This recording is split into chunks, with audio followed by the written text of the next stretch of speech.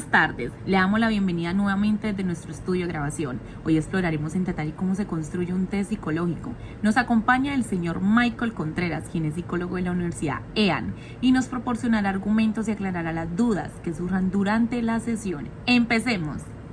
Señor Michael, gracias por atender nuestra invitación. Jennifer Cristina, buenas tardes para usted y los televidentes. Es un placer para mí poder estar en este programa, donde enriquecemos los conocimientos de la psicología. Michael, hoy queremos que abordemos el tema de la escala de prácticas y concepciones de evaluación de profesores universitarios, esta prueba conocida como la ETSET. Claro que sí, la prueba de la EPCEP es una escala que se desarrolló para medir las concepciones y productos de evaluación de profesores universitarios. Su proceso de validación está basado en el análisis factorial, exploratorio y confirmatorio. Se hizo con una muestra de profesores de distintas disciplinas en una universidad de Chile. Doctor, ¿qué conceptos clave estructuran dicha prueba? En primer lugar, podemos hablar de las concepciones de la evaluación reproductiva. Estas concepciones son creencias propias, significados y comprensión de los docentes sobre la evaluación, las cuales proporcionan una base para la investigación de los efectos de dicha concepción en el aprendizaje de los estudiantes. En segundo lugar, tenemos las concepciones de la evaluación transformativa, las cuales se definen como creencias propias, significados y comprensiones de los docentes sobre la evaluación, pero se enfocan en la construcción del conocimiento. En tercer lugar, están las prácticas de evaluación. Estas se definen como los diversos métodos de evaluación de un docente que pueden tener consecuencias tanto deseables como indeseables para el aprendizaje de los estudiantes e implican el uso de herramientas que pueden variar desde lo tradicional hasta lo alternativo. Comprendo. Específicamente, ¿cuál es el objeto de medida de esta prueba? La prueba mide las concepciones y prácticas de evaluación en profesores universitarios. Evalúa cómo los profesores conciben y llevan a cabo la evaluación de aprendizaje de sus estudiantes, abordando aspectos como la orientación hacia la reproducción o transformación de contenidos, así como la adaptación de prácticas tradicionales o alternativas en la evaluación. ¿Con qué propósito se podría usar esta prueba? Jennifer Cristina, la prueba busca proporcionar una herramienta válida y confiable para comprender mejor cómo los profesores conciben y llevan a cabo la evaluación de los aprendizajes de sus estudiantes. Esto radica en la necesidad de evaluar y comprender estas dimensiones de la enseñanza universitaria para informar programas de formación docente y mejorar la calidad del proceso de enseñanza o aprendizaje. En resumen, es proporcionar una herramienta válida y confiable que permita evaluar y mejorar las prácticas y concepciones de evaluación de los profesores universitarios, contribuyendo así al fortalecimiento de la calidad educativa. ¿Podría entender que el objetivo de la prueba es específicamente el de medir concepciones y prácticas de evaluación en profesores universitarios? Claro que sí. Además, busca proporcionar una evaluación detallada en 4 dimensiones. Esto entraría dentro de la síntesis del marco de referencia. La primera sería prácticas alternativas de evaluación. La segunda, concepciones transformativas de evaluación. La tercera, concepciones reproductivas de evaluación. Y por último, las prácticas tradicionales de evaluación. Es así como se pretende mejorar los perfiles de evaluación de los académicos y potencialmente informar el diseño de programas de formación docente. Entonces, el objetivo de medida, las concepciones prácticas de la evaluación definiendo estas 4 dimensiones, que representan diferentes enfoques y perspectivas que los profesores pueden tener respecto a la evaluación de los aprendizajes de sus estudiantes. ¿Quiénes participaron en esta prueba durante el estudio? Como te venía comentando, fueron profesores de una universidad de Chile. La muestra final estuvo conformada por 237 profesores de las facultades de Medicina, Ingeniería y Humanidades. El 46.4% eran mujeres y el 53.6% hombres. La edad promedio fue de 43.1 años. La mayoría tenía entre 1 y 15 años de experiencia como docentes, o sea, un 73%. Bueno, cuéntanos más a detalle la inscripción del instrumento, la cantidad de ítems, su formato, características, entre otras cosas que complementan esta prueba. Principalmente, esta prueba cuenta con un número de ítems que se dividen. 26 en la escala de técnicas de reconstrucción cognitiva y automatizadas. 26 en la respuesta emocional ante la conducta agresiva. 30 en actitudes hacia el liderazgo y la participación activa. Y 27 en tareas relevantes en el proceso de aprendizaje. El formato de los ítems son de tipo Likert, de 1 a 5, donde 1 es igual a muy en desacuerdo y 5 es igual a muy de acuerdo. La forma de aplicación fue por medio de utilización de encuestas virtuales Lime Survey para la recolección de estos datos. Hablando ya de las características psicométricas, se realizaron análisis factoriales exploratorios y confirmados para evaluar la validez y estructurar el instrumento. Se utilizaron coeficientes de confiabilidad alta de Cronbach para evaluar la consistencia interna de las escalas, mostrando valores considerados como buenos y muy buenos.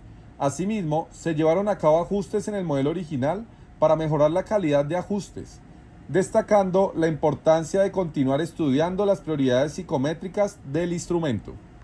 Nos ha venido contando sobre las diferentes fases de construcción de esta prueba. Lo invito a que pasemos a proyectar la estructura de la prueba. Claro que sí. Esta es una tabla de especificación donde se identifican varios aspectos en la fase de construcción de la prueba. Es así como vemos que la estructura de la prueba se compone de dos variables principales. La primera, concepciones de evaluación, y la segunda, prácticas de evaluación. Cada una de estas variables se divide en dimensiones específicas que capturan diferentes aspectos del objeto de medida. En el caso de los conceptos de evaluación, se desglosa en las dimensiones reproductiva y transformativa. Por otro lado, la variable prácticas de evaluación se subdivide en las dimensiones tradicionales y alternativas. Los dominios y subdominios que se presentan en este estudio representan de una forma muy general el constructo u objeto de medida, ya que no abarca las diferencias que se pueden presentar dentro de los contextos de cada área del saber. Hay que tener en cuenta que la representación del constructo no coincide, que los estudiantes puedan tener diferentes tipos de aprendizajes y de este modo se podrían dar resultados diferentes. ¿Podríamos decir que en cuanto a los indicadores sí son coherentes con los dominios y subdominios a los que pertenecen? Claro que sí. Por ejemplo, los ítems bajo la dimensión reproductiva en concepciones de evaluación se centran en la repetición y cobertura de contenidos, lo cual es consistente con la definición de esa dimensión. Así también, los ítems bajo la dimensión alternativas en prácticas de evaluación se refieren a métodos no tradicionales como portafolios, proyectos y estudios de caso.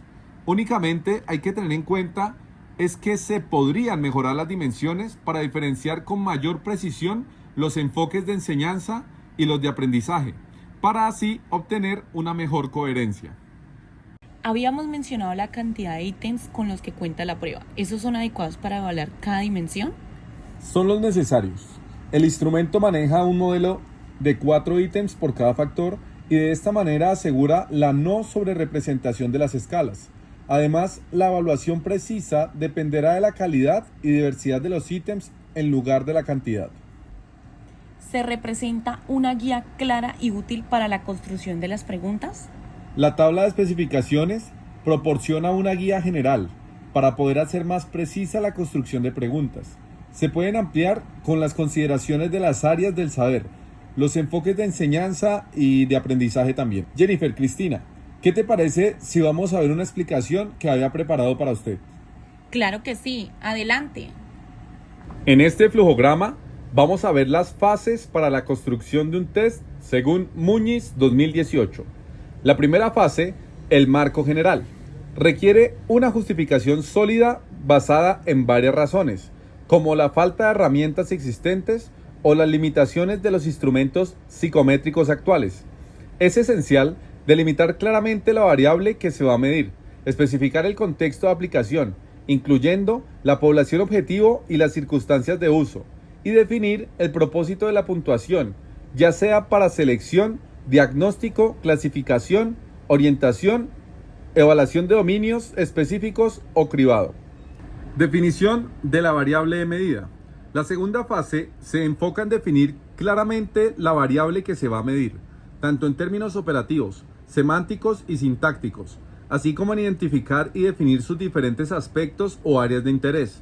Esto implica revisar la literatura y consultar a expertos para entender completamente la variable y considerar todas sus dimensiones relevantes.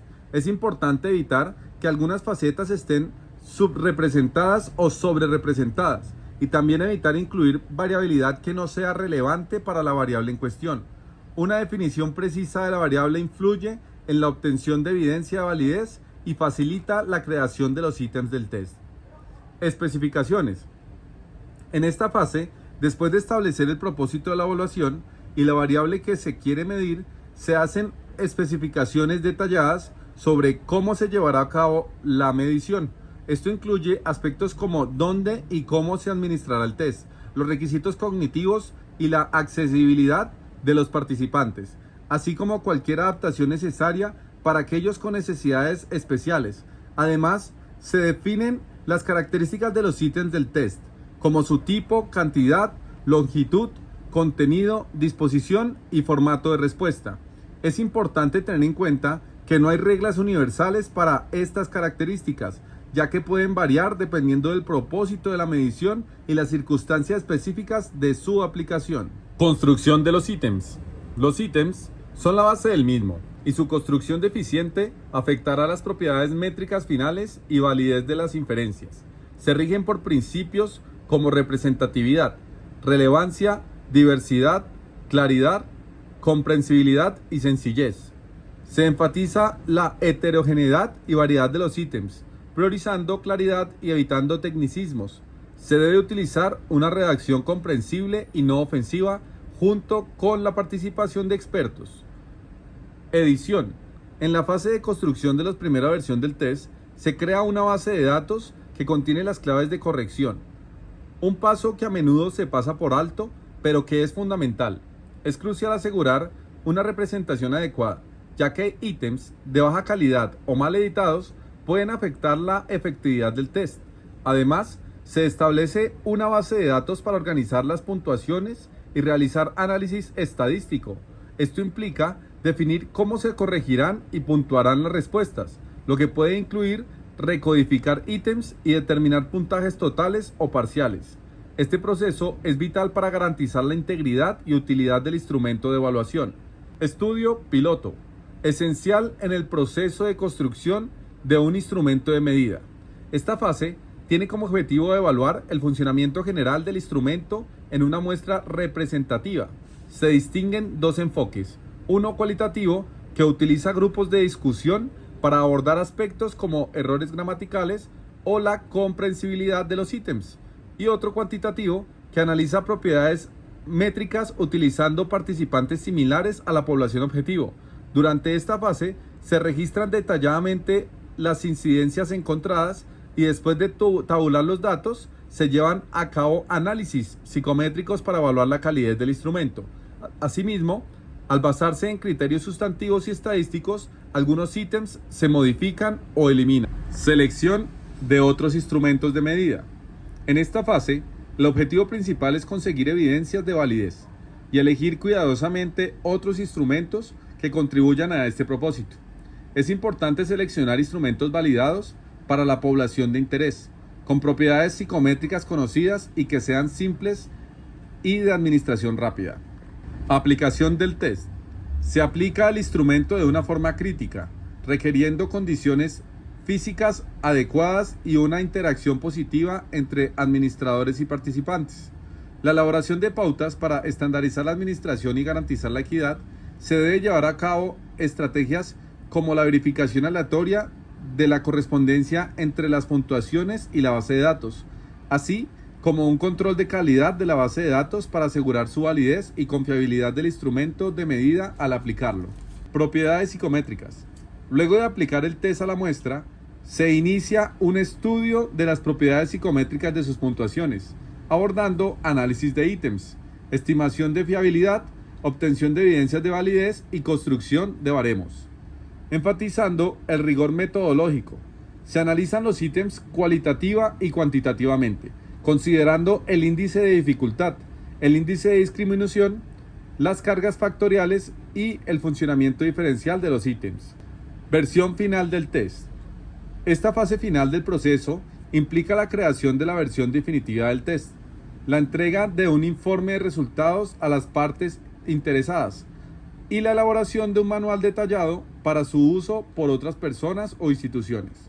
Aunque esta etapa indica el final del proceso de validación, no constituye su conclusión definitiva, ya que estudios posteriores continuarán recopilando evidencias basadas en las puntuaciones de los individuos. Postura crítica. Los autores del artículo comienzan definiendo las concepciones, la variable principal a medir, pero no justifican claramente la motivación detrás del desarrollo de la prueba. Mencionan que puede ser una herramienta útil para tomar decisiones, sin detallar los retos educativos ni cómo se administrará la prueba o las decisiones derivadas de las puntuaciones. Aunque utilicen investigaciones previas, no definen con precisión las variables y omiten aspectos sociodemográficos de los estudiantes y contextos influyentes. El EBSEP describe detalladamente los aspectos de la aplicación del instrumento, como el tipo, cantidad de ítems y métodos de recolección, siendo aplicado virtualmente con consentimiento informado. Inicialmente tenía 56 ítems, reducidos a 53 tras revisión de expertos.